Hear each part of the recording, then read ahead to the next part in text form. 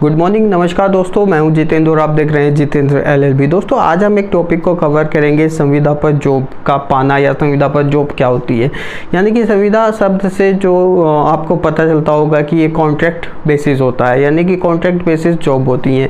ये क्या होती है, कैसे होती है, क्या ये स्थायी हो सकते हैं, वही सारी चीज़ें हम इस वीडियो में कवर करेंगे।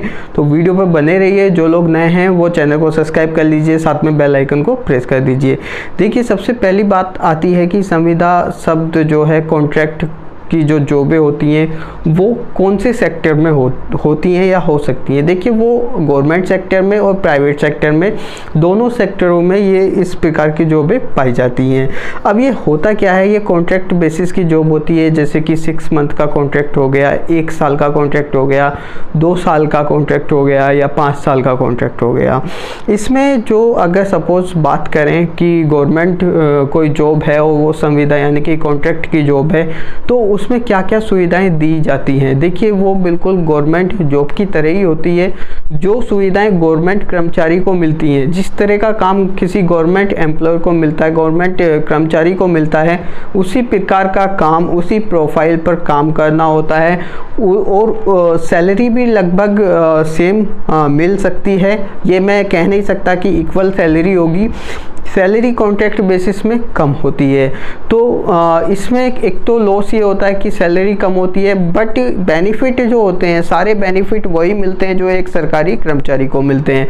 ये एक अस्थायी जॉब होती है गवर्नमेंट डिपार्टमेंट की अगर हम बात करें। अब बात करते हैं हम प्राइवेट सेक्टर में, कंपनियां जो हैं जो कॉन्ट्रैक्ट बेसिस पे बंदों को हायर कर लेती हैं, वो क्या होता है, वो भी सेम प्रोसेस होता है। सारी सुविधाएं उनको एक जो परमानेंट कर्मचारी होता है, परमानेंट जो नौकरी करने वाला होता है, उसको मिलती हैं।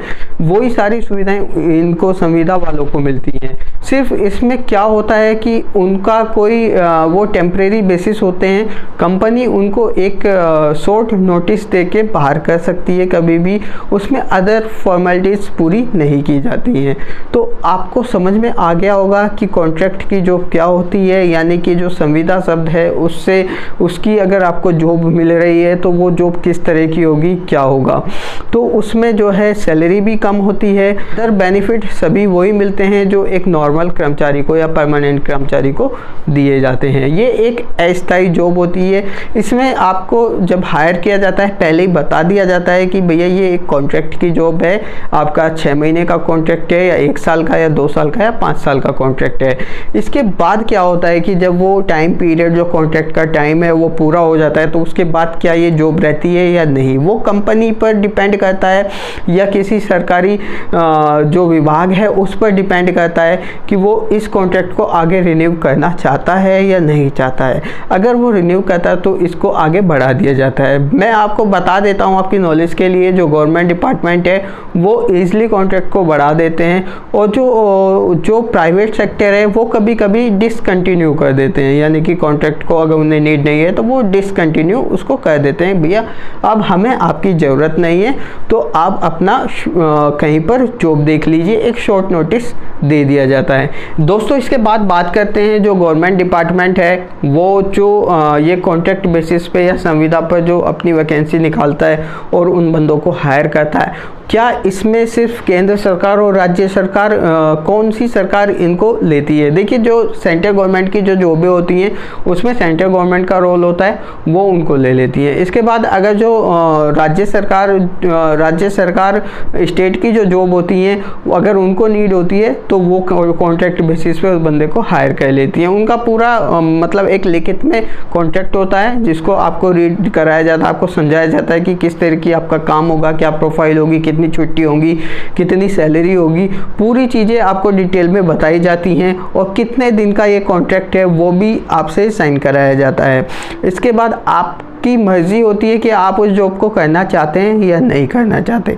देखिए, मैं एक बहुत मोस्ट इम्पोर्टेंट आपको बात बता देता हूँ कि गवर्नमेंट जॉब में जो कॉन्ट्रैक्ट बेसिस के जो बंदे होते हैं, संविदा पर बंदे होते हैं, वो जल्दी से बाहर नहीं होते हैं। गवर्नमेंट जो है उनका कॉन्ट्रैक्ट रिन्यू करती रहती है, और कभी भविष्य में अगर वैकेंसी आती है कि स्थायी जॉब के लिए यानी कि परमानेंट जॉब के लिए, तो वो उनको पहले प्रेफरेंस दिया जाता है। या कुछ वैकेंसी ऐसी भी होती है कि जी हाँ, ये जो संविदा पे इतने साल से बंदे काम करें उनको ही परमानेंट कर दिया जाता है।